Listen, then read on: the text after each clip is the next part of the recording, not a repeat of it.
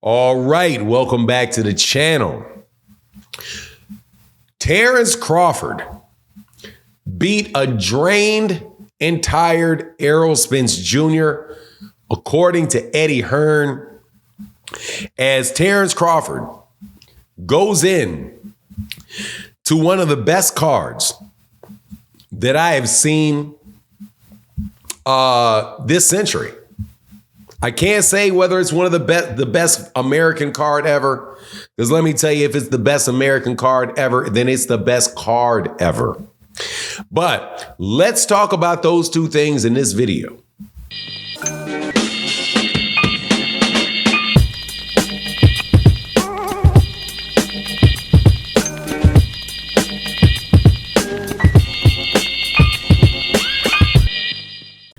All right. Welcome back to the channel. Terence Crawford fights Madaro. Isaac Cruz fights Rayo Valenzuela. Virgil Ortiz, if he makes it to the ring, fights Tim Tszyu.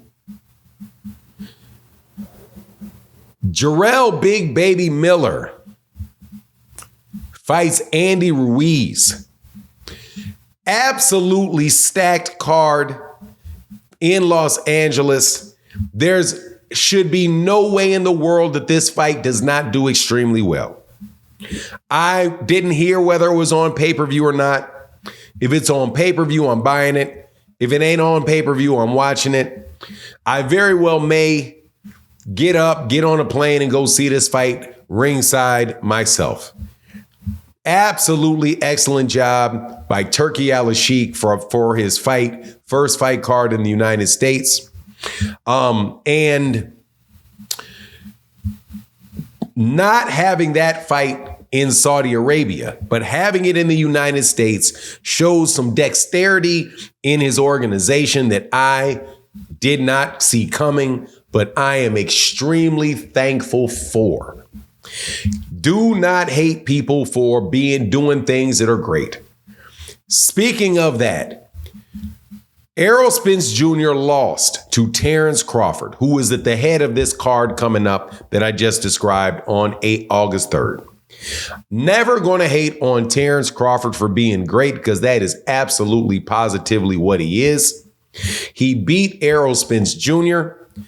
Eddie Hearn's fighter, Ismail Madaro, is a very good fighter. I have seen him fight.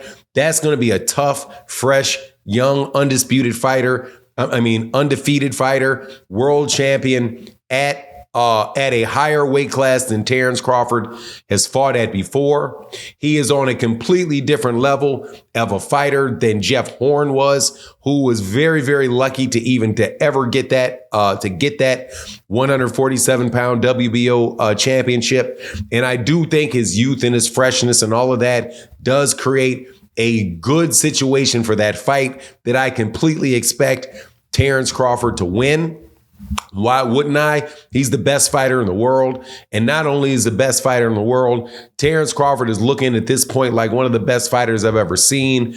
Right there with Floyd Mayweather Jr., right there with Sugar Ray Leonard, right there with Roy Jones Jr. and Andre Ward. Just an exceptional fighter. So like I said, just like with Turki Al-Sheikh, hey man, when people are talking about Turki Al-Sheikh and the fights going on in Saudi Arabia and how all the American fighters were going to go to Saudi Arabia, I said, man, what good does that do me as an American boxing fan to have all the fights that I want to see in Saudi Arabia? Why does that make, and they're going to fight in the afternoon while they're going against all kind of basketball games and college football games and all the stuff that goes on in America in the middle of the afternoon? Why would I want to see that?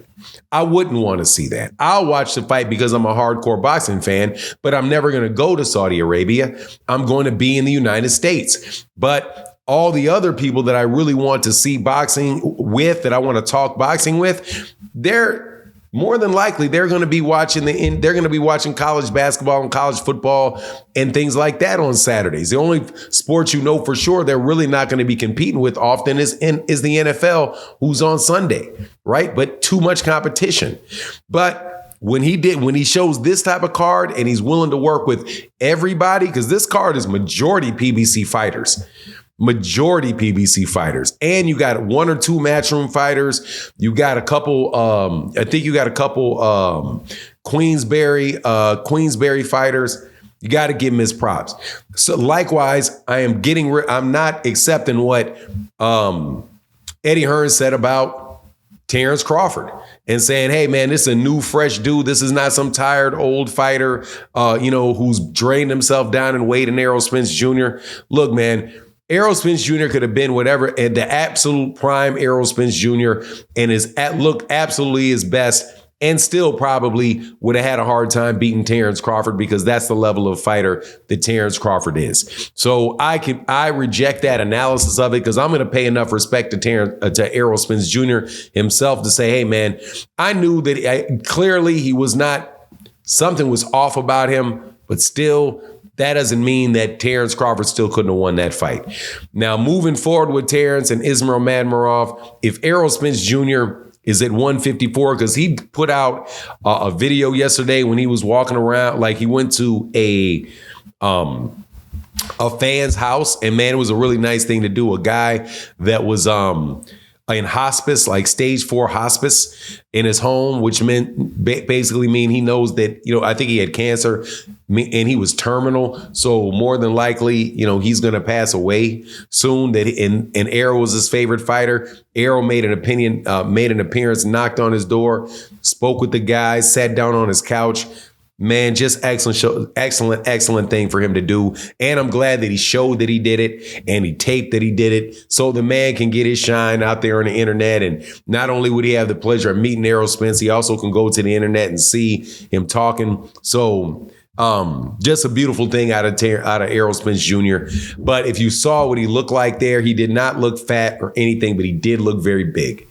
He looked very, very big. So at 154, he very well may be a completely different beast at 154 pounds than he was at 147 pounds. And it definitely looks like he's going to get a shot. He's going to get a shot at that belt, because Tim Tszyu is about to fight.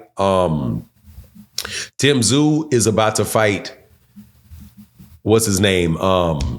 Virgil Ortiz. Man, it ain't no guarantee that Tim Tszyu is going to get past Virgil Ortiz. Matter of fact, I may actually favor Virgil Ortiz in that fight. That's, I think, probably the best fight that they got on that rehab card. Man, I'm really looking forward to that. But at the same time, looks like Errol's probably going to get himself a championship or shot at Fundora for at least that WBO, for the very least that WBC belt. But anyway, I'm really, really amped up about that card. I'm excited to see Terence Crawford back in the ring. I like the Madaro fight. Not going to complain about that fight at all, especially since you got all of that card, the way that the rest of that card is. Terence Crawford said he thought Madaro was the best 154 pounder right now. I don't agree with that. I think clearly the best 154 pounder that there is Jermell Charlo. Jermell Charlo's the guy at 154 pounds, not Ismail Madaro. Not